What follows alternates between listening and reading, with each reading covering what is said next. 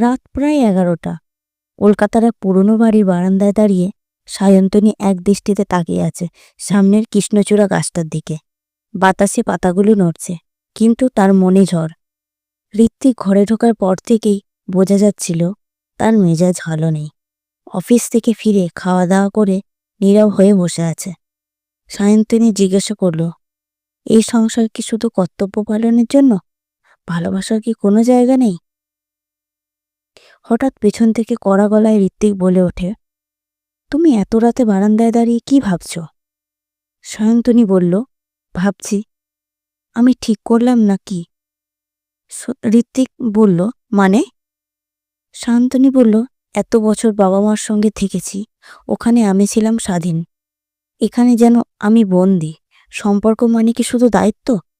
ঋত্বিক কিছুক্ষণ চুপ করে থাকে, তারপর বলে, আমি যা করেছি সেটা কি দায়িত্বের বাইরে?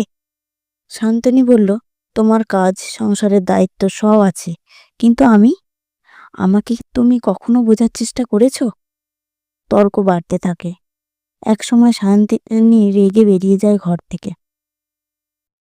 সায়ন্তনী একা হাঁটতে হাঁটতে পৌঁছে যায় পুরনো মন্দিরের সামনে, যেখানে প্রদ্যুম্ন ঠাকুর প্রায় বসে থাকেন। তিনি দেখে জিজ্ঞাসা করেন, কি হলো বৌমা? মনে হচ্ছে বড় ঝড় বইছে তোমার মনে। সায়ন্তনী সব কথা খুলে বলে। ঠাকুরমশাই মৃদু হেসে বলেন, সুখ মানে সবসময় ভালো লাগা নয়, কিছুটা বোঝাপড়াও।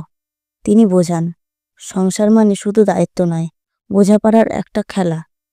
তুমি মানুষ, তুমি নতুন পরিবেশ, দুজনকেই মানিয়ে নিতে হবে।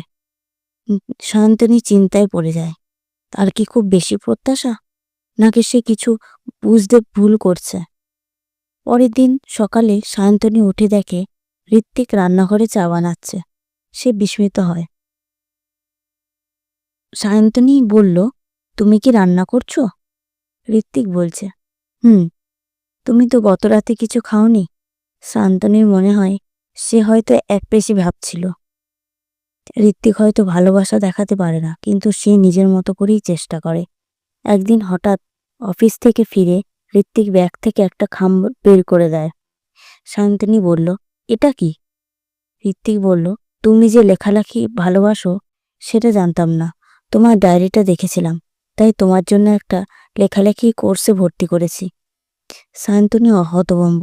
সে ভাবত ঋত্বিক তাকে বোঝে না, অথচ সে সব লক্ষ্য করছিল।